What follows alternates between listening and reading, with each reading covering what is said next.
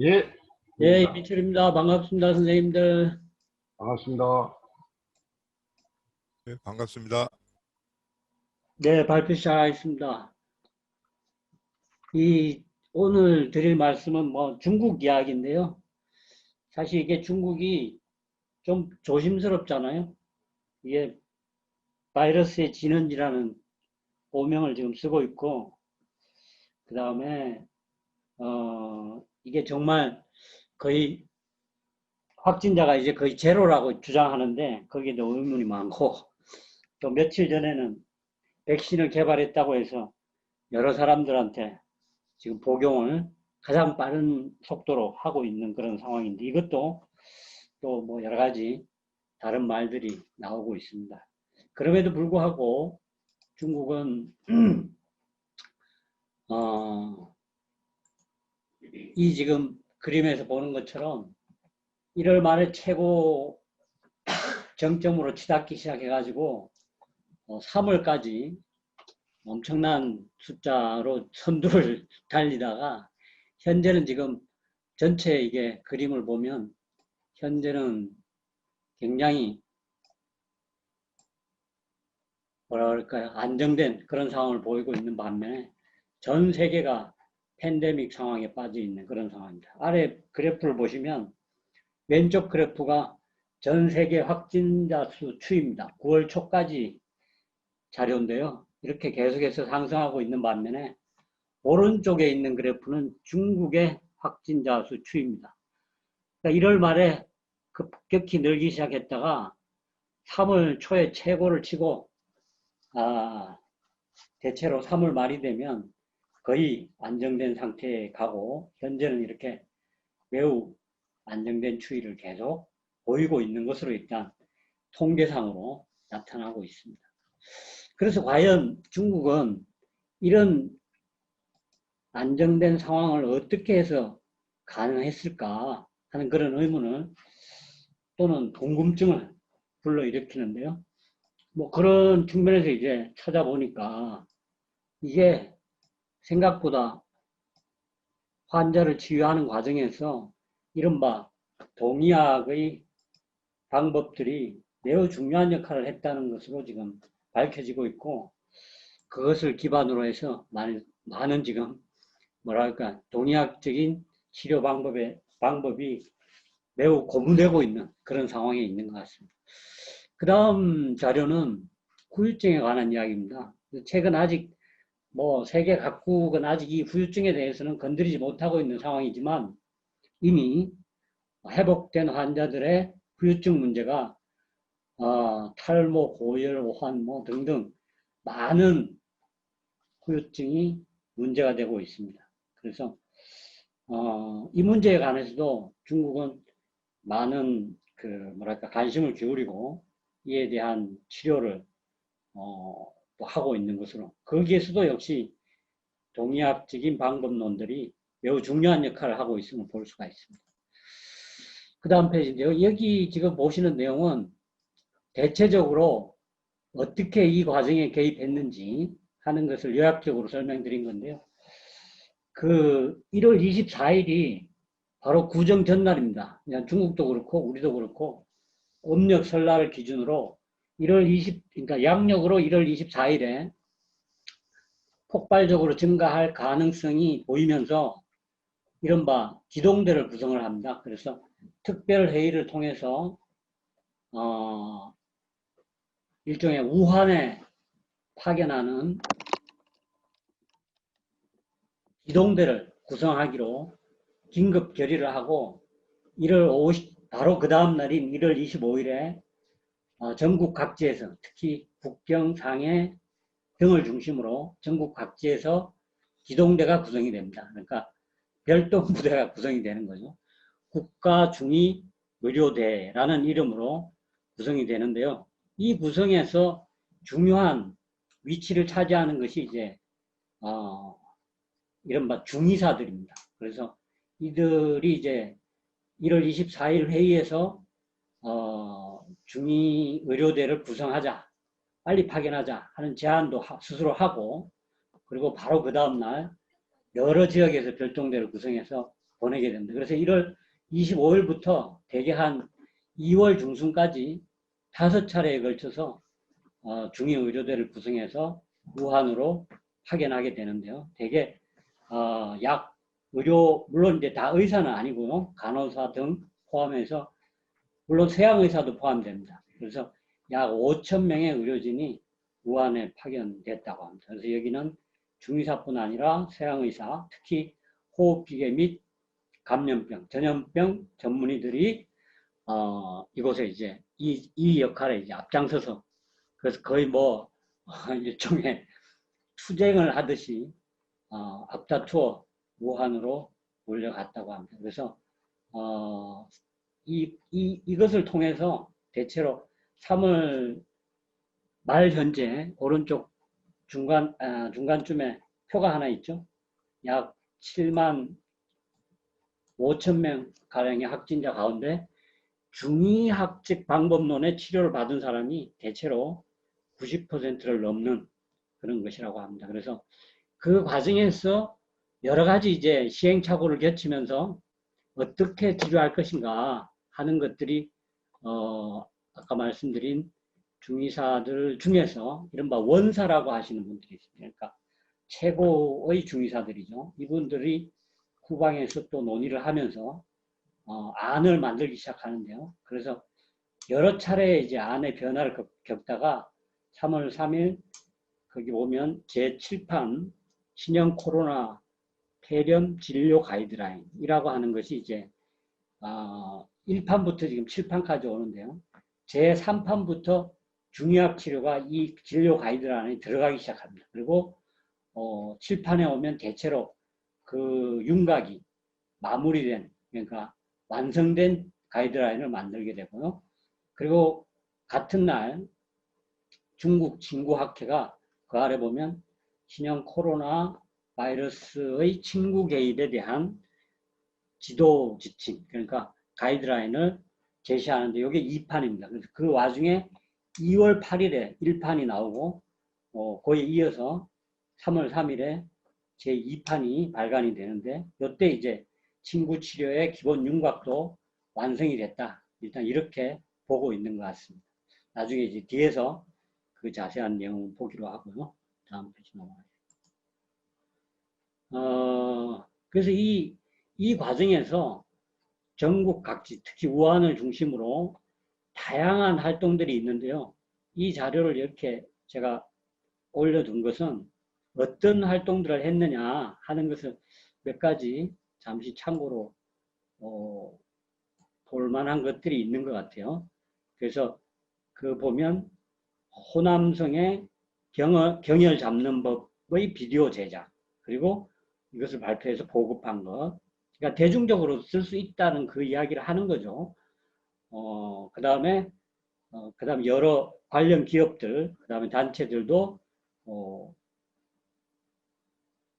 여기 보면 애구, 학력, 진사구라고 되어 있습니다. 그래서 이것을 뜸 활동을 대중적으로 보급하는 그런 활동을 활발히 했음을 볼 수가 있습니다.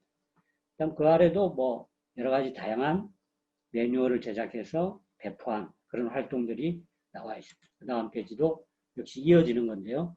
거기도 마찬가지로 보이는데 그 첫 번째 것을 보면 그 중에서 또 모바일 인터넷 기반의 폐렴 치료를 위한 뭐 여러 가지 그 뭐랄까요 대중들을 상담해주고 그 다음에 거기에 대한 대안을 치료안을 제시해주는 그런 프로젝트도 진행한 것으로 나타나고 있습니다. 현재도 진행 중입니다. 그래서 그것을 어떤 기자와 이렇게 대담을 하는 과정에서 그 시연을 해서 보여주는 그런 광경을 볼 수가 있습니다. 여러 가지 활동이 있는데요. 지나가도록 하겠습니다. 그 다음에 이 그림은 이미 의료대 아까 말씀드렸던 중의의료대가 현재 참가했다가 그때 사용했던 일종의 깃발입니다. 자기들 깃발에다가 사인을 해가지고 그 다음에 방호복에도 사인을 해서 이렇게 이게 이미 국립박물관에 기증이 돼서 전시되고 있다고 합니다. 여기서부터는 이제 우리들도 익숙히 알고 있는 내용이기도 한데요. 고전에서 이제 이들이 전염병에 대해서 이해하고 있는 그런 내용들입니다. 참고하시면 되는데, 특히 많이 이야기하고 있는 부분이 이미 소문 잡범론의 개상, 염이, 우문대소, 병상상이라, 상사라. 그러니까 모두가 서로 전염되기가 쉽고, 그 다음에 이 성인이나 아이들을 불문하고 병상이 유사하게 나타난다. 그러니까 전염병이란 얘기죠. 그러니까 이런 게 이미 소문의 단계에서 존재했다는 그런 얘기를, 뭐 기타 여러 가지 얘기들이 있습니다. 그 중에 손사막, 그 다음 페이지에 손사막 비급 청금 요방에 나오는 얘기입니다. 오나라나 총나라에 관리가 들어갈 때는 몸에 뜸을 뜬다는 얘기고요. 뜸을 뜨는데 몸에 상처가, 그러니까 구훈이 사라지지 않도록 한다. 그렇게 하면 뭐 이른바 전염병이 사람에게 들어올 수 없다. 이런 얘기가 이미 당나라 때에도 있었다는 얘기고. 그다음 치료에 대한 얘기도 여러 가지 나오는데요. 그 중에 다음 페이지에 거기 아래 하단에 보면 이건 피를 빼주는 자락을 이야기하고 있는데요. 그래서 곡택이나 위중에 괄사를 하면서 흑혈을 빼주면 입시 증류라, 그러니까 바로 그 자리에서 치료가 된다. 그런 얘기를 이미 하고 있음을 볼 수가 있습니다. 그다음 현대에 와서도 이에 대한 많은 연구가 있는데요. 뭐 그것도 뒤에서 또 보기로 하고 생략하겠습니다. 그 중에 사스 때의 경험이 현재 동의학적인 치료를 현장에 적용하는데 가장 큰 가장 최근이기도 하고 가장 중요한 근거가 됐던 것 같습니다. 그래서 17년 전 2003년에 사스가 성행할 때 거기 보시면 등철도라고 하는 당시 원사입니다. 이분이 강주중의학대학 제1부속병원에서 73명의 환자 치료를 한 경험이 있는 이 자료가 이제 가장 많은 예로 등장하고 있습니다. 그래서 실제 친구의 치료로 많은 사람 치료했다는 얘기고요. 당시에. 그래서 본인이 맡았던 73명의 환자 가운데 타 병원으로 옮긴 사람도 하나도 없고 사망자도 없고 의료진이 감염된 것도 하나도 없고 후유증이 발생한 경우도 하나도 없다. 좀 과장된 얘기로 보이긴 하는데요.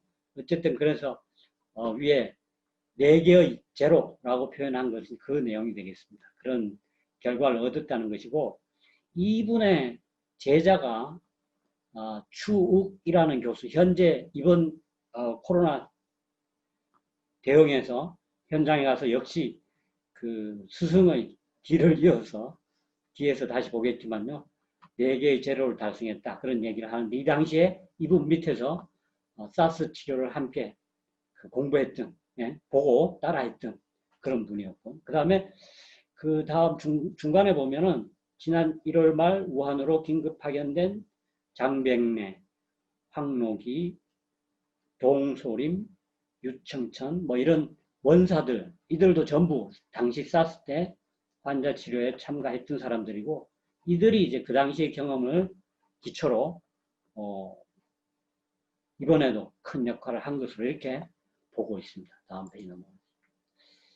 사스 당시에 후유증 환자 구례에 대한 임상 연구 결과입니다. 이거는 뭐 이렇게 해서 해봤더니 좋은 결과가 나왔다 하는 얘기고, 뭐 이때 그 중하단에 보면 대추, 고항, 족삼리 이것을 주로 치료를 했고, 그 뜸은 이른바 우리가 봉구라고 하는 애조온학으로 5분간 1일 1회로 7차례를 한 단위로 해서 치료를 했다는 것이고요.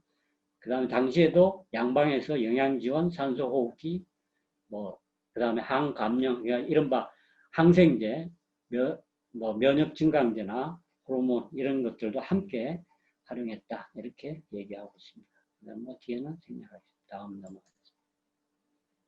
그다음 병인 병기에 대한 얘기인데요.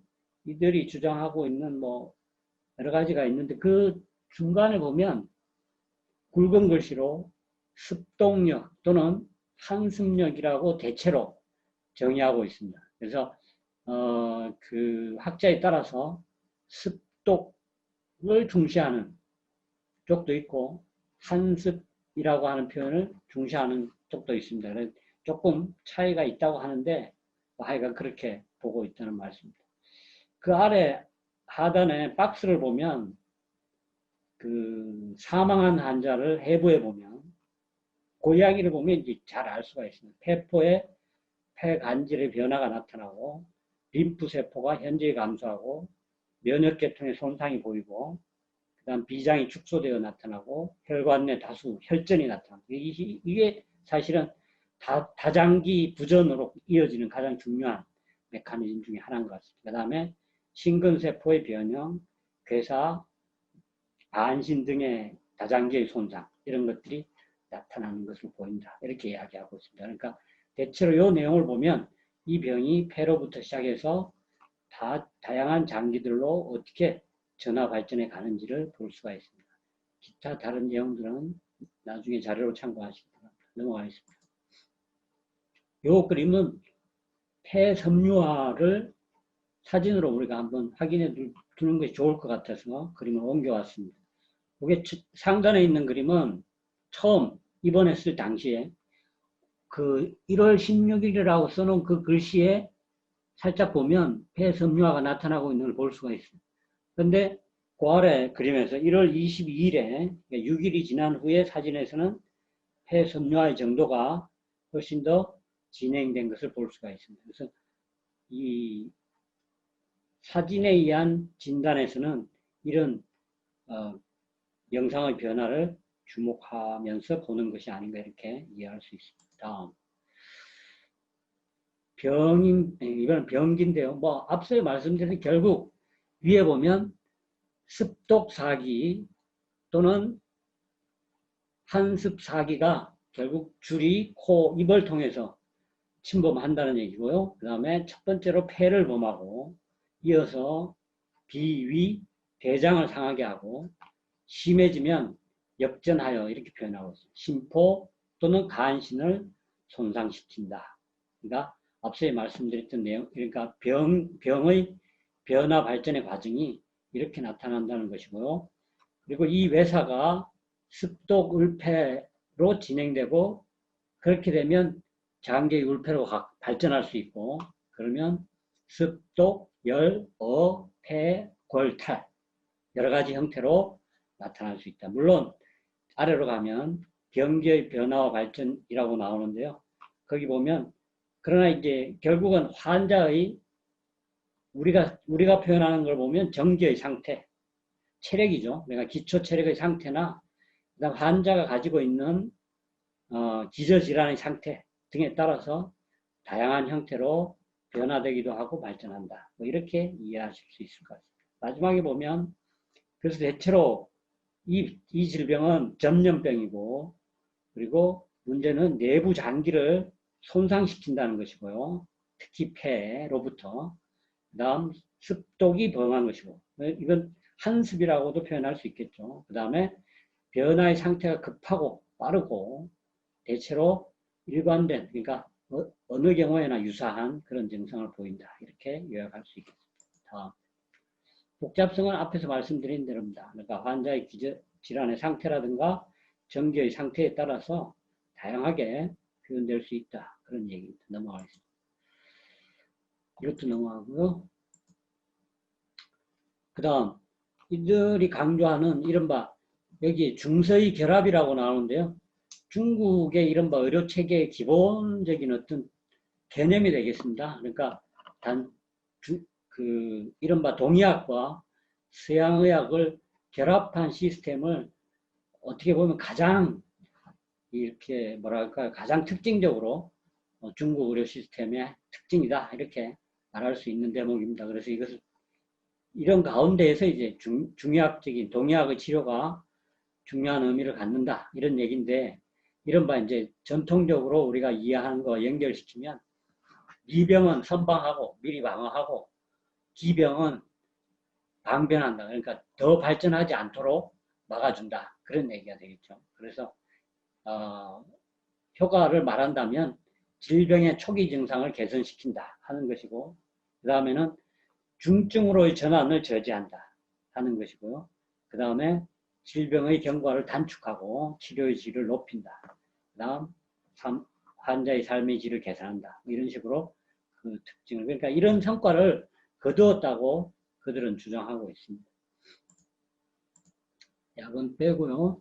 중의약은 빼고요. 이게 이제 친구 가이드라인 2판에 친구 개입의 기본, 기초, 원리라고 나오는 내용입니다. 이 내용이, 요거는 한번 같이 읽어보실게요.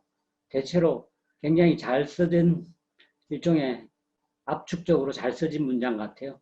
친구는 경맥 내 연장부, 그리고 외락지절, 그러니까 경혈은 안으로, 장부로, 밖으로는 사지 관절로 연락한다. 이 내용이죠. 의 경로를 활용한다. 사지체의 혈의에 대한 자극은 경락을 거쳐 함부에 이르고 장부 경기를 강화해서 침입해온 이른바 바이러스의 살을 분쇄 분리하여 구축해낸다.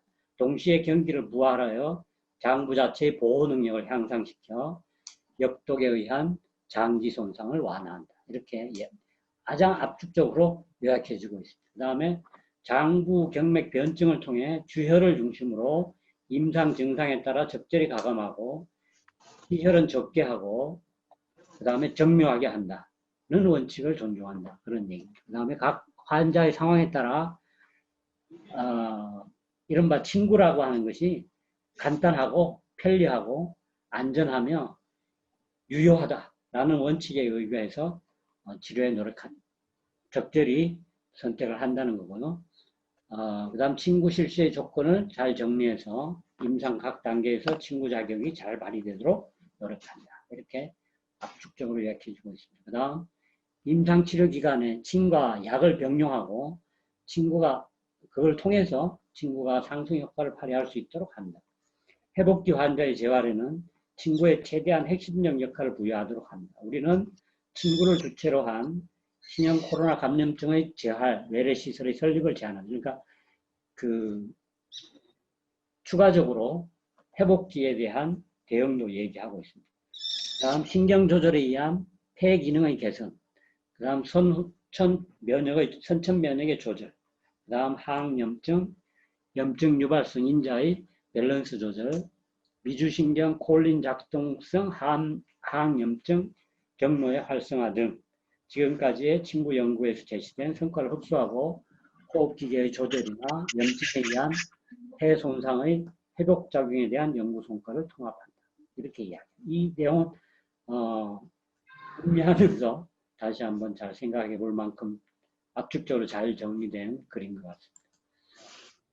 같습니다. 여기는 뭐 이론 경험적 근거 이런 얘기인데요. 뭐 여러 가지 앞에서 이미 우리가 봤던 고전적, 그 다음 현대 경험적 연구, 임상 연구 이런 것들이 뒷받침해주고 있다 하는 것을 또 자료로 제시하고 있습니다. 그 다음 친구 개입의 원칙이라고 나와 있는 내용은요. 그러니까 실제 친구를 함에 있어서 필요한 뭐 이런 내용들입니다. 나중에 참고하시기 바랍니다. 이제 본격적으로 우리가 그 실제 어떤 식으로 친구를 활용하는지 그 방법에 관한 이야기인데요. 대체로 이렇게 우선 환자를 의학 관찰기, 그 다음 임상 치료기, 회복기 이렇게 구분하고 있습니다. 그런데 실제 그 중의학 치료의 가이드라인에 따르면 임상 치료기는 또 구분이 됩니다. 그러니까 보통형, 중증, 위중증 이런 식으로 구별이 되는데 친구에서는 중증이나 위중증의 경우에 대해서 적극적으로 개입하는 것을 일종의 조금 보류하고 있는 것 같아요. 그래서 주로 보통형의 초기의 이런 환자에게 적용하는 그런 방법으로 생각하는데 그러나 뒤에 가면 중증에서도 친구 치료를 하고 있는 사례를 다시 볼 수가 있습니다. 그런데 어쨌든 이 그 가이드라인에서는 임상치료기라고 하는 것으로 제한해서 세 가지 세 단계로 구별해서 설명하고 있습니다. 그래서 의학 관찰기, 임상 치료기, 회복기 이렇게 세 가지로 나눠서 접근하고 있습니다. 먼저 의학 관찰기의 징후 개입입니다.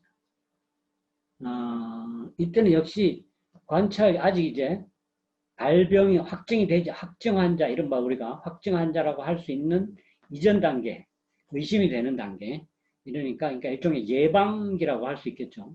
그래서 이 경우는 일단 그 바이러스가 침입하는 것을 방어하는 그렇게 초점이 맞춰 있다고 보입니다. 그래서 이때 주혈은 세 가지를 경우의 수로 두고 있습니다. 그래서 첫 번째는 풍문, 폐유, 비유를, 두 번째는 합곡, 곡지, 척택, 어제를, 그 다음 세 번째는 기해, 족삼리, 삼음교 이렇게 두고 있는데요. 그 줄을 달아서 매회 각 조에서 이 세 개의 조에서 한두 개 혈을 선택해서 사용한다. 이런 식으로 달려 있어요. 그런데 그 전제는 뭐냐면 1로 갈 수도 있고 2로 갈 수도 있고 3으로 갈 수도 있는데 이것 가운데에서 한두 개의 혈을 선택해서 접근할 수도 있다. 이렇게 얘기하는데 이거 이외에 각 그 성이나 각 병원마다 또 의사마다 다양한 처방들을 하고 있는 것을 볼 수 있는데 가장 대표적인 것이 중환, 신골, 족삼리 이 세 개를 주로 많이 이야기하고 있습니다. 그래서 일종의 뭐랄까 선혈을 하는 방법에 있어서는 어떤 결국 변증 논치마다 다양하게 다른 접근을 할 수 있다는 것을 말해주는 것이죠. 그 다음 이제 배혈이 있는데요. 발열, 인후, 건해 등이 수반된 경우 이럴 때 뭐 대추, 천돌, 공채 이런 수반한 이런 것을 생각한다는 것인데 이하도 보시면 두 번째는 중환, 천추, 풍룡이 나오고요. 그 아래는 중환, 제주위의 사혈, 상하좌우, 그 다음 천추, 풍문, 대추 뭐 이런 것들이 나옵니다. 근데 여기서 이제 우리가 전체로 가만히 보면 뒤에 가서 다시 볼 수 있을 텐데요. 대개 폐문이 나오고요. 그 다음에는 이제 우리가 비위를 강하게 하는 이런 부분들이 대체로 선혈의 중심을 이루고 있음을 볼 수가 있습니다. 그 다음에 임상치료기입니다. 본격적으로 확정된 다음에 치료하는 것이니까 이거는 이제 보다 더 폐와 비위 등을 중시하는 그런 방법으로 조금 더 선혈의 범위가 확대되는 것을 볼 수가 있습니다. 그래서 주혈에서 첫 번째는 합곡, 태충, 천돌, 척택, 공채, 족삼리, 삼음루. 그다음 두 번째는 대접, 풍문, 폐유, 심유, 격유. 그다음 세 번째는 중환, 전중, 기해 관한 중부 이렇게 나오는 것을 볼 수가 있습니다. 그래서 이 경우에도 역시 이들 가운데에서 몇 개를 선택했습니다. 이렇게 나와 있고요. 배혈을 보면 이것도 나중에 자료를 제가 올려놓은 중국의 가이드라인에서 더 자세한 것을 볼 수가 있습니다. 그냥 지나가겠습니다. 그 다음 회복기는 이제 치료가 된 다음 회복 과정에서 하는 것이고요. 주혈로는 이제 내관, 족삼리, 중환, 천추, 기해 약간의 변화를 보이고 있는 걸 볼 수가 있고요. 그 다음 배혈에서는 폐비 기허냐, 기음 양허냐 이런 또는 폐비의 부족이냐 등에 따라서 다른 배열을 하고 있는 것을 볼 수가 있는데요. 이것도 역시 가이드라인 원자료를 자세한 것은 참고하시기 바랍니다. 넘어가겠습니다. 요거는 이제 아까 말씀드렸던 대로 2판이 나오기 전에 2월 8일에 1판이 나오는데요. 이 1판에서 구분해 놓은 겁니다. 그래서 이때도 역시 의심기, 경형, 보통형 그러니까 확증이 된 다음에 그 다음 회복기 이렇게 구별해서 치열하고 있는 것을 볼 수가 있습니다. 그래서 거기서 보면 의심기를 보면 예를 들어서 그 하나만 보죠. 족삼리 기해 중환 이렇게 하고 있습니다. 그 다음에 나머지도 보면 이 판에 나와 있는 것에 비해 다소 혈자리에 변화가 있는 것을 좀 볼 수 있습니다. 그러니까 끊임없이 이제 적용을 하면서 여러 가지로 변형을 했음을 볼 수가 있습니다. 그 아래 사진은 이 1판의 그 1판이 나와 있는 그 자료 안에 아래 보면 그 대중들이 활용할 수 있는 모습으로 이렇게 사진을 어떻게 하는지를 사진을 올려놓고 설명을 해주고 있습니다. 그래서 그 이른바 온화구라고 하는 봉구죠. 이것을 가지고 주로 하는 것이고요.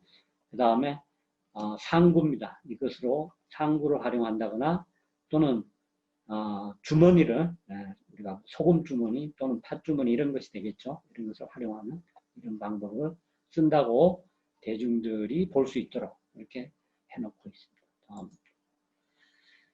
뭐 이것도 그다지 필요가 없을 것 같고요. 다음. 그 외에도 이 가이드라인에는 친구계 이외에 뜸, 그 다음에 첨부제, 중국은 첨부제가 발달되어 있잖아요.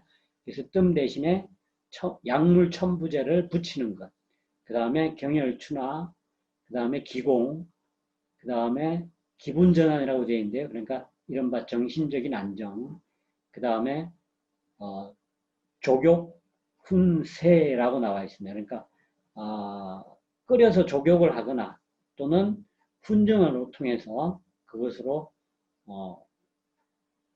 활용하거나 뭐 이런 얘기들을 활용하라 이렇게 대중적인 활용 방안까지 가이드라인에 포함시켜서 안내하고 있습니다. 다음 넘어가겠습니다. 치열의 특징인데요. 대체로 뭐 여러 가지 그 앞서에 본 것은 치열의 특징을 여러 가지로 이야기할 수 있는데 그 중에서 이제 많이 강조되고 있는 지점이 이런 것 같아요. 친구요법은 단지 우리가 사지관절의 경근론적인 경락병 치료에 머무르지 않고 장부의 병을 치료하는 작용을 갖는다는 것이죠. 그래서 예컨대 영추 5침 12원에 9침 12원에 5장의 유질에 취지 12원이라 12원을 취하라 이렇게 했다는 것이죠. 그러니까 다시 말하면 장부의 병을 침으로 치료한다 이렇게 이미 옛날부터 얘기했다는 것이고요. 그리고 영추 배편의 5장지유에 추로 배절 그러니까 배부에서 치료할 수 있다 하는 얘기를 또한 했다는 것입니다. 그래서 이른바 체표와 장부의 연관이 중요한 대목의 하나다. 그러니까 이런 관점에서 치료를 했다 하는 이야기를 볼 수 있습니다. 따라서 장부 연관의 경혈의 의미가 강한 원혈, 유모혈, 하합혈 이런 등 또는 급성의 질병이기 때문에 급혈 뭐 이런 등이 우리가 치료를 할 때 주목할 그런 대목이 아닌가 하는 생각이 듭니다. 그 다음 두 번째는 역독이 코, 입을 거쳐 폐를 범하고 비위, 대장을 상하게 하고 나아가 심포, 간신을 손상시킨다 이렇게 얘기했잖아요. 그래서 그것을 기반으로 볼 때 경락의 측면에서 수태음 폐경, 동명경이 되는 수태음 비경도 해당이 될 거고 그 다음에 수족의 양명, 그러니까 수양명, 대장경, 족양명, 위경 이런 것들이 기본적으로 연관이 되고 그 다음 태양으로 가서 수태양 소장경, 족태양 방광경, 그 다음 동맥 이런 것들이 주요한 경맥 라인에서 우리가 취하는 뭐랄까 출발점이다 이런 생각을 할 수가 있습니다. 그다음 마지막에 좀 특징적인 것은요. 저도 이번 기회에 새롭게 공부를 했는데요. 역독이 침범하고 또 도망가는 곳으로 막원이라고 하는 것을 주목하고 있습니다. 다음 페이지 한번 보시면 사범막원이라는 용어를 쓰고 있는데요. 그러니까 사기가 막원을 범했다 이런 얘기인데 이 막원에 대해서 이제 고전으로부터 그것이 어떻게 유래한 것인지를 여러 자료에서 설명을 하고 있는데 대체로 보면 결국 흉강 또는 복강 또는 횡경막 이런 것과 연관이 되고요. 그러니까 두 번째 줄을 보면 결국 막원이란 대체로 인체의 내외의 경계, 즉 반표 반리로 오장육부를 에워싸고 있는 막으로 된 공간 구조를 가리키는 것. 그러니까 분명하게 명확히 얘기하고는 있지 않지만 되게 이런 범주로 파악하고 결국 이것을 매개로 해서 병이 들어오고 또 우리가 이것 병을 몰아낼 때도 이것을 거쳐서 몰아낸다. 이런 관점을 가지고 있음을 볼 수가 있습니다. 그래서 이거는 일종의 저희가 알고 있는 고황입병이라고 하는 개념하고 어쩌면 연결되는 것이 아닌가 그런 생각이 듭니다. 그래서 옛부터 고황의 병이 들면 치료할 수 없다고 했는데요. 이 어떤 해부학적으로 정확히 특정되지 않는 것이지만 대체로 우리가 오늘날 심장의 밑 또는 행경막의 위, 그러니까 인체의 가장 깊숙한 어딘가 이렇게 얘기하고 있잖아요. 그런 고황의 병드는 뭐 이런 이야기와 연결이 되는 것 같아요. 그래서 사기는 손맥, 양맥, 막원의 순서로 잠복하고 그러니까 막원 들어와서 막원에 잠복해서 장부에 침범한다. 이런 사고를 하고 있음을 볼 수가 있습니다. 그래서 이 개념으로 오면 막원은 수소양경이 주관하는 그러니까 결국 3초가 되는 것이고 그러니까 우리가 통상 이해하는 3초의 일종의 막연한 해부학적인 이해라고 하는 측면과도 연결이 되는 것 같습니다. 따라서 3초경도 더불어 고려될 수가 있고 그 다음 마지막 줄에 따라서 이 부위는 결국 우리가 모혈이라고 하는 흉복부에 있는 이 부분이 이와 깊은 연관을 갖는다 이렇게 보는 것 같습니다. 그래서 폐모인 중부, 심포모인 전중 등등 이렇게 모혈을 치열할 것을 지적하고 있고요. 그 다음 이것은 동시에 우리가 배유혈에서도 막원과 밀접한 연관을 갖는다는 개념으로 이해하고 있는 것을 볼 수가 있습니다. 따라서 앞서에서 말씀드린 대로 복모 배유혈이 또한 이 치열에서 중요한 이론적 기반을 이룬다 이렇게 생각하면 될 것 같습니다. 다음 넘어가겠습니다.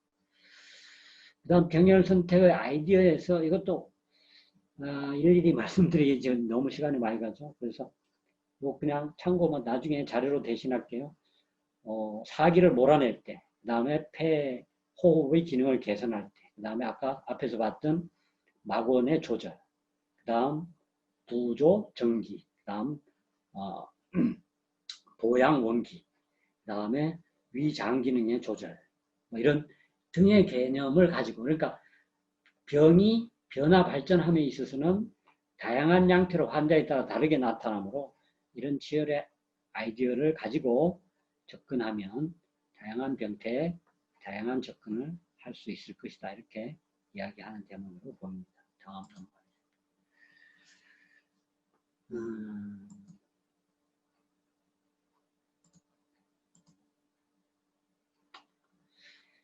그 다음 이 이른바 중서의 결합을 말씀드렸는데 여기서 침점 치료가 갖는 강점인데요. 이거 더 이상 말씀드리지 않아도 우리 선생님도 잘 아시는 내용이니까 또 역시 넘어가겠습니다.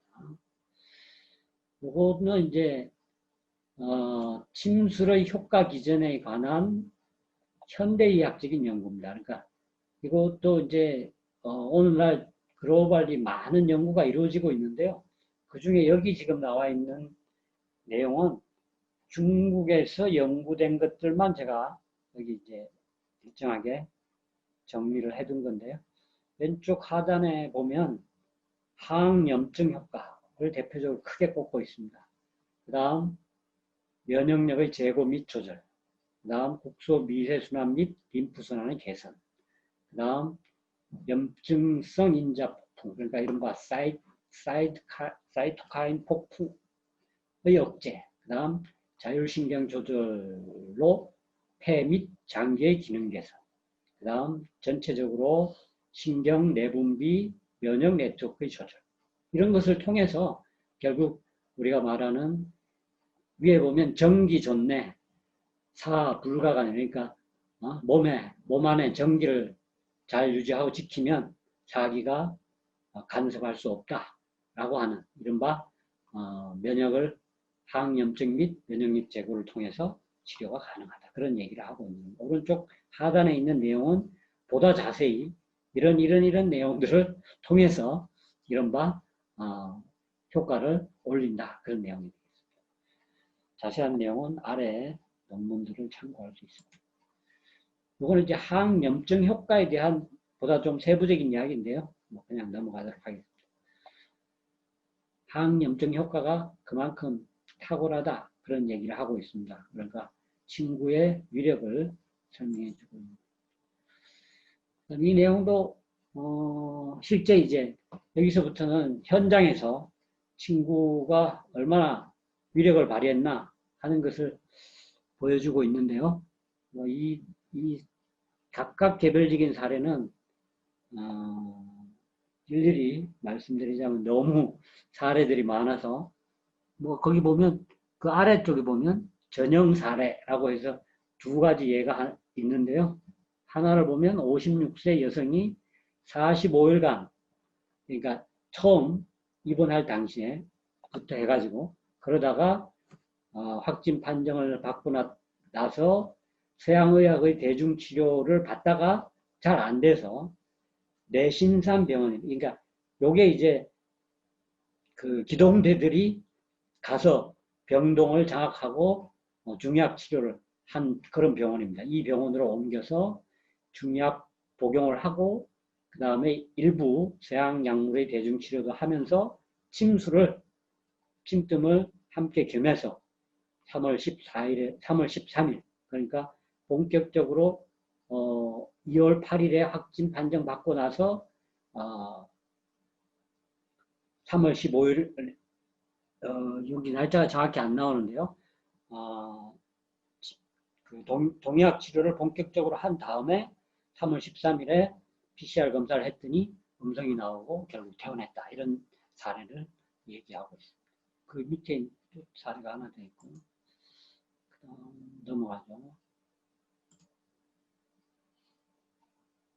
이게 이제 여기서부터가 앞에 그 사스 때 정철도라고 하는 스승 밑에서 당시에 치료에 참가했던 의사가 지금은 이제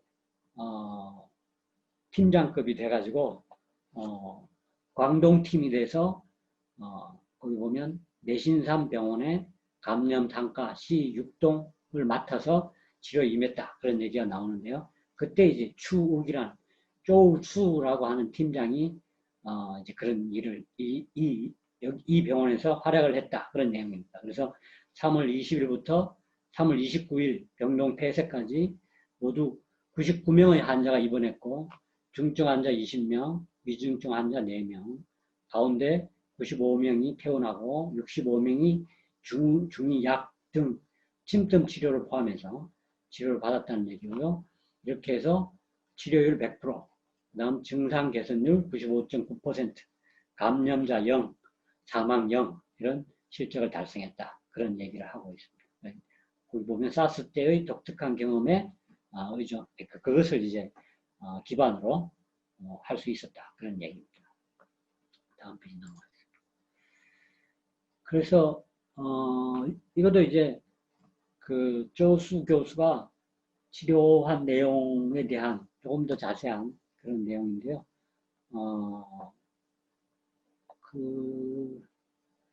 또 뭐 일일이 다 설명 그냥 그렇게 해서 많은 환자를 치료했다는 내용인데요. 그 과정의 그 세 번째 패러그래프를 보면 평균 사망률이 대체로 2.3%, 그 다음 기저질환이 있거나 나이가 많거나 하면 사망이 높아지는데, 그래서 기저질환이 많을수록 중증화가 많고, 따라서 보다 빠른 치료가 필요하다라고 하는 점을 강조하고요. 이 보다 빠른 치료에서 침술이 중요한 역할을 한다. 그런 얘기를 하고 있습니다. 다음 페이지. 그래서 계속 이어진 내용이 되겠습니다. 빠른 시술로 부종거사의 초점을 맞췄다. 그래서 침약을 병용했다는 그런 얘기를 하고 있고요. 두 번째 보면 침술이 부정에 초점을 맞춰, 즉 부정을 통해 호흡 개선을 도모한다. 비는 기의 원천이고 시는 기의 근본이라는 관점에서 비위와 간신을 보한다는 관점에 의거했다는 얘기고요. 그 다음 병이 심포로 역전하는 것을 차단하는 것을 중증화를 방지하기 위한 방안으로. 그 다음 그 밑에 나오는 얘기는 자주 쓰는 경열로 태계, 대사, 지천이라는 해를 내놓고 있는데요. 태계는 이제 우리가 아는 태계인데 대사나 지천은 생소한 거죠. 대사열은 다리에 있는 하지에 있는 경열로 맥과 첨에서 8천 올라온 곳이라고 얘기하고 있고요. 지천은 손에 있는 하완에 있는 경열로 손목 가로금에서 팔뚝까지 사이에 3분의 2 위로 올라온 손 안쪽에 있는 경열이다. 이렇게 얘기하고 있는데요. 그것을 이 양반은 많이 활용을 했다. 그런 얘기고, 그 다음 해열을 하는 데는 이런 혈을, 그 다음에는 이런, 그 다음에 식욕 비위의 문제는 족삼리 내관을, 흉민, 호흡과 관련해서는 내관, 그 다음에 중증화 저지를 위해서는 수구, 그 다음에 침은 평보, 평사, 평양침을 썼다. 이런 얘기를 언뜻 하고 있습니다. 그 다음 응급에는 뭐 이런 또 다른 접근법을 또 소개하고 있고요. 그 다음에 특징적인 것은 침은 속자속발을 했다. 이렇게 얘기하고 있습니다. 그리고 이 속자속발과 관련해서는 예컨대 이게 바이러스가 감염되는 그런 성격을 가진 환자이기 때문에 침을 쓰는 데 있어서 매우 조심해야 된다는 얘기고, 그렇기 때문에 속자, 속발이 불가피한 측면이 있다는 얘기를 하고 있고요. 그 다음 이제 이 중국의 경우도 우리처럼 침관을 많이 쓰지가 않습니다. 그런데 이번에 침관을 많이 활용한 것으로 이렇게 또 얘기를 여러 곳에서 하고 있는 것을 볼 수가 있습니다. 그래서 마치 침관이 새로운 발견품처럼 이렇게 소개하고 있는 것을 볼 수가 있습니다. 그 다음 마지막에 그 정도로 하고 다음 페이지 넘어가겠습니다. 요거는 이제 앞에 말씀드렸던 태계, 대사, 지천에 대한 조금 더 자세한 소개가 되겠습니다. 넘어가겠습니다. 그 다음 침술 개입에 있어서 실제 임상에서 이런 땀, 대변, 소화, 수면 이런 상태를 잘 살피면서 끊임없이 이제 예를 들면 침구 전략을 이렇게 바꿔가면서 행했다. 그런 이야기가 되겠습니다. 넘어가겠습니다. 그게 이제 전형적인 사례 하나를 아주 자세하게, 그러니까 그 과정에서 어떤 증상의 변화가 나타났고 그 증상의 변화에 대응해서 어떤 예를 들면 서양의학은 어떻게 사용했고 이런 내용들을, 그 다음에 침술은 어떻게 썼고 뭐 등등 이런 내용들을 아주 자세히 소개하고 있는 것을 볼 수가 있습니다. 나중에 자료로 참고하시기 바랍니다. 그러면 이제 실제 침술을 하고 있는 그런 사진이 되겠습니다.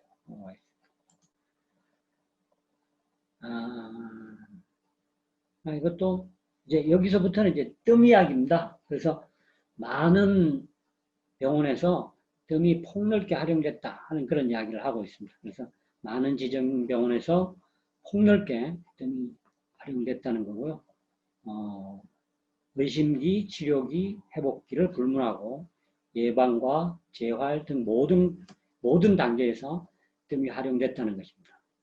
특히 경증 보통형 환자인 경우 식욕부진, 무기력, 구토, 가슴 답답 등의 증상을 완화하고 등 사기를 제거하는 데 아주 효과를 올렸다 하는 얘기고요. 그 다음에 가장 기본적인 기법은 신골천추다 그런 얘기를 하고 있습니다. 그리고 이 신골천추는 결국 상자를 이용한 상구를 활용했다 그런 것을 얘기하고 있습니다. 그래서 요거는 뭐 뒤에 가서 또 말씀드리도록 하겠습니다. 제 아래 보면 의료진들의 경우에도 예방을 위해서 대체로 매일 한 번씩 뜸을 떠서 예방했다. 그런 얘기를 하고 있고, 그래서 대체로 의료진들이 감염되는 경우가 거의 없었다. 그런 얘기를 하고 있습니다. 그다음 뜸의 효과와 관련해서 이것도 여기 이야기를 보지 않더라도 우리 선생님들께서 잘 아는 얘기일 테니까 생략하겠습니다. 제일 하단에 보면 고전에서 이야기하고 있는 이런 얘기가 있는데요. 잘 아시다시피 황제내경의 침소, 무리, 부지소이라. 그러니까 침이 듣지 않으면 뜸을 뜨는 것이 마땅하다. 이런 얘기 이미 고전에 있었다는 얘기고요. 등등 아는 얘기들을 참고할 수 있습니다. 그 다음 이것 역시 뜸의 효과 기전에 관한 현대적 임상 연구의 결과, 그 얘기입니다. 역시 뜸을 통해서 신진대사 및 면역 기능의 개선, 그 다음 각종 신경전달 물질의 불균형을 조절해준다. 그 다음 국소 미세순환 및 림프순환의 개선, 그 다음 항염증 작용, 그 다음 장기의 활동성을 향상시켜주고, 그 다음에 내부 환경의 안정성, 그러니까 결국 장기의 움직임이 원활하다는 얘기죠. 그 다음에 양방향 면역 조절이라고 되어 있습니다. 우리 일상적으로 면역을 높이는 것으로 작용하기도 하지만 또한 면역이 과도하게 발현되는 것은 즉 과도 면역 반응을 억제하는 것도 함께 작용한다. 이런 얘기로 그 다음에 약물의 부작용도 해소한다. 그래서 그것을 통해서 역시 효과를 발현할 수 있다는 얘기로 오른쪽 하단에 보면 그 보다 자세한 뜸의 효과에 대한 항목들이 쭉 나열되어 있습니다. 참고하시기 바랍니다. 자세한 내용은 그 아래에 있는 논문들을 참고할 수 있고요. 특별히 계속 강조되는 것이 뜸의 특성은 간편하고 편리하고 그 다음에 저렴하고 효과가 좋다. 그런 얘기를 강조하고 있는 것을 볼 수가 있습니다. 우리가 참고할 수 있는 내용입니다. 이것도 나중에 참고하시죠. 여러 지역에서 선혈을 하고 있는 방법을 표로 만들어 두고 있는 자료입니다. 다음은 역시 이것도 마찬가지입니다. 여러 지역에서 활용하고 있는 선혈에 관한 얘기입니다. 다음 페이지 넘어가겠습니다. 그 다음 특징적인 것은 쑥을 이용한 훈증으로 소독 또는 방역을 한다는 그런 이야기입니다. 그래서 그 오른쪽 하단의 박스를 보면 쑥 훈증의 방법 이렇게 나와 있습니다. 그래서 뜸봉을 봉구에 쓰는 뜸봉을 잘라서 활용한다는 얘기고요. 그래서 연기를 피웠다가 나중에 한두 시간 후에 창문을 열어서 환기를 하고 하면 매우 높은 효과를 발휘한다는 얘기입니다. 다시 위로 올라가면 쑥훈증으로 병실을 소독하고 그것을 통해서 이른바 감염을 차단할 수 있다는 얘기입니다. 그래서 평균 살균율이 91%로 이른바 위생 기준을 충족하는 그런 효과를 발휘한다는 그런 얘기입니다. 그 다음 그 아래로 가면 쑥의 창포나 창출 전문 등 이런 다른 약재도 함께 써서 훈증에 활용한다. 그런 얘기입니다. 그리고 아래 가로 안에 실제 여러 병원, 그 다음 기관에서 이런 쑥 훈증에 의한 소독을 활용한 예들의 병원을 적시해 놓고 있습니다. 그럼 이렇게 직접 태워서 훈증을 하는 것 외에도 끓여서 그 증기를 가지고 소독을 할 수 있다. 고독이라든 소독을 할 수도 있다. 그런 얘기인데요. 쑥에 포함된 휘발성 오일과 연기에 의한 천연살균이 가능하다. 그래서 천연살균, 항바이러스 효과, 박테리아, 곰팡이, 바이러스, 기타 미생물을 억제하고 살균하는 효과가 있다는 얘기입니다. 그리고 이것은 그 인체에도 예를 들면 공기를 소독할 뿐 아니라 바이러스가 침범하는 인체의 부비동, 인후기관지 등에도 유효하게 작동한다라고 주장하고 있어요. 그래서 이 부분은 물론 과도한 연기를 흡입하지 않는다는 것을 전제로 과도하게 흡입하면 또 다른 부작용을 초래할 수 있기 때문에 그 아래 보면 유해성에 관한 이야기도 그래서 적고 있죠. 참고하시기 바랍니다. 넘어가요. 그거는 이제 여러 가지 방법의 쑥과 약재를 합해서 분증하는 데 쓴 그런 예들을 여러 개 도표로 모아놓은 것을 볼 수가 있습니다. 참고하십시오. 그 다음에 이제 실제 현장에서 뜸 치료를 한 지인, 우리로 읽으면 지인 일신입니다. 이 양반이 일종의 중국의 뜸요법의 대가라고 할 수 있는데요.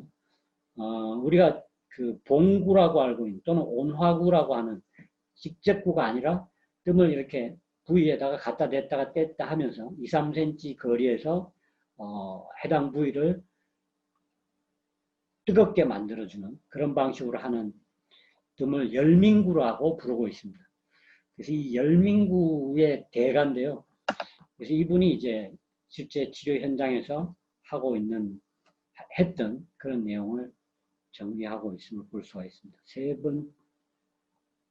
그래서 그 두 번째 패러그래프를 보면 진 교수는 뜸이 습의 제거와 조신에 효과적이다 이렇게 강조하고 치료 방안 등을 명확히 접근하는 그렇게 해가지고 이른바 독자적으로 3인 치료 방안이라는 개념을 제시하고 있습니다. 그 다음 줄 폐렴 환자 일반형 42대에 총 272건 뜸을 시행해서 치료율 증상 개선, 상황 그러니까 심리적인 개선, 그 다음 자발적 수용률 등 4가지 측면에서 매우 긍정적인 그런 결과를 얻었다. 이런 얘기를 하고 있고, 그 다음 그 아랫줄에 보면 두 번째 패러 지는 뜸을 뜨면 거의 1시간 안에 투열, 황열, 전열, 일신, 홍일 이거를 이제 3인이라고 부르면 되니까 뜸이 이런 과정으로 우리 몸에 전달되는 과정이 이렇게 있다는 얘기고요. 이것을 뜸의 듣기라고 이분은 부르고 있어요. 그래서 이 뜸의 듣기가 얻어지면 제대로 치료 효과를 발휘한다. 그런 얘기를 하고 있습니다. 3인의 활용에 대한 이런저런 또 얘기입니다. 이것도 참고하시기 바랍니다. 그 다음 앞에서 봤던 그 임상 효과, 그러니까 실제 열민구를 이용해서 했을 때의 임상 효과를 요거는 이제 일종의 연구를 한 거죠. 그래서 치료 과정에서 42명의 환자를 했는데 그 아래 표를 보면 20분 후, 40분 후, 1시간 후 이렇게 비교하고 있습니다. 그래서 앞에 말씀드렸던 열민구의 듣기율이 이렇게 시간이 지남에 따라서 52%에서 90, 100%로 그 다음에 감정이 해소되니까 부정적 감정이 해소된 게 60, 73, 92 이렇게 향상되고 흉민의 발생률도 24, 16, 9 이렇게 줄어들고 또한 식욕입니다. 식욕 부진도 26에서 19, 9.5 이렇게 떨어진다는 얘기고요. 그 다음 열민구 수용률은 거부감 없이 잘 받아들였다는 그런 얘기입니다. 그래서 20분 정도만 지나면 대체로 환자가 열민구를 수용하는 그런 반응을 보이더라. 그런 얘기를 하고 있습니다. 상당히 효과가 높았다는 얘기를 하고 있는데 그 중간에 두 번째 줄에 보면 열민구 시술 후 하는 가로 안에 신골 천축을 치열했다고 나옵니다. 그러니까 결국은 이 신골을 중심으로 한 상구를 이용해서 치료에 접근했음을 볼 수가 있습니다. 그러니까 이것을 많이 활용했다. 이렇게 보시면 되겠습니다. 다음. 요건 앞에서 지금 표를 다시 요약한 내용입니다. 넘어가겠습니다. 이게 이제 진 교수가 실제 치료하는 과정에서 썼던 열민구의 모습인데요. 보시면 가운데 희미한 그림이 있죠. 여기에 보는 것처럼 뜸을 굵은 봉구를 불 붙여서 이렇게 환부에 2 내지 3cm 가까이에 붙였다가 뗐다 하는 방식으로 하고 또는 회선을 하기도 하고요. 하는 등의 방법으로 활용하고 있습니다. 그 그림에서 이제 오른쪽 상단에 있는 것이 이제 상구가 되는 거죠. 그 다음에 이제 왼쪽 하단에 보면 병실에서 연기가 많이 나기 때문에 그 이렇게 하얀 줄로 연결된 게 있습니다. 이렇게 그 배연 장치입니다. 그러니까 연기를 빼는 장치를 함께 장착을 해서 활용하고 있는 것을 볼 수가 있고요. 오른쪽에 있는 사진도 역시 연통을 달아서 빼고 있는 것을 볼 수가 있고요. 특징적인 것은 왼쪽 상단에 그 기구가 있는데요. 이게 이제 이 양반이 개발한 열민구의 로봇입니다. 그러니까 기계를 이용해서 여기다가 뜸을 꼽아서 기계적으로 입력을 하면 필요한 부분에 뜸을 뜨는 그런 기계를 발명했다고 소개하고 있습니다. 넘어가겠습니다. 그 다음에 역시 이분이 의미 있었던 것은 이 쑥뜸에 집에서 쑥뜸을 하는 것에 대해서도 폭넓게 소개하고 TV에 나와서도 내용을 많이 소개하고 있습니다. 그래서 밀착 접촉자, 발병 정기, 그러니까 조기 경증 환자의 경우는 제가에서 쑥뜸을 활용할 수 있다 그런 얘기. 성인의 경우는 혈이 2, 3cm 거리에서 중앙과는 족삼리에 각각 15분 이렇게 한다. 그 다음에 소아의 경우에는 혈의의 2, 3cm, 신주, 폐유에 격일로 1회 이렇게 한다 하는 얘기를 하고 있고요. 그 다음에 병증 환자는 대접, 북문, 폐유 이런 것을 한다 그런 얘기고요. 그 다음 아래쪽에 활용시 유의사항도 나와 있습니다. 그러니까 이 뜸이 피부에 손상을 과도하게 열을 가할 경우 생긴다는 그런 이야기를 해주고 있습니다. 그래서 그 아래 보면 대체로 55도 정도면 피부 발포가 예상되니까 유의해야 된다는 얘기고, 따라서 3cm 정도 거리에서 전후진, 작탁, 해선 등의 방법으로 활용한다 하는 얘기입니다. 다음 페이지입니다. 이거는 기타 다른 방안도 이 양반이 소개하고 있는 내용입니다. 그러니까 향으로도, 그 다음에 발 마사지, 그 다음에 일반적인 온구 이런 것을 집에서 활용해라 그런 얘기를 하고 있습니다.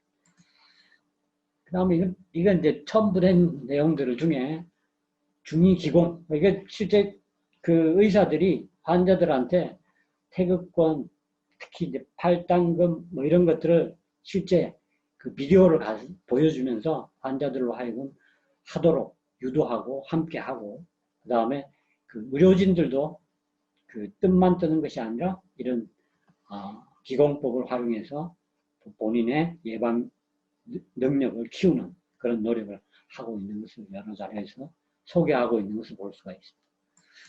예, 이상입니다. 에필로그 마무리 이야기는 말씀드리지 않겠습니다. 토론을 통해서 여러 가지 좋은 말씀들 나누시기 바라고요. 제 발표는 여기까지입니다. 마치겠습니다. 감사합니다.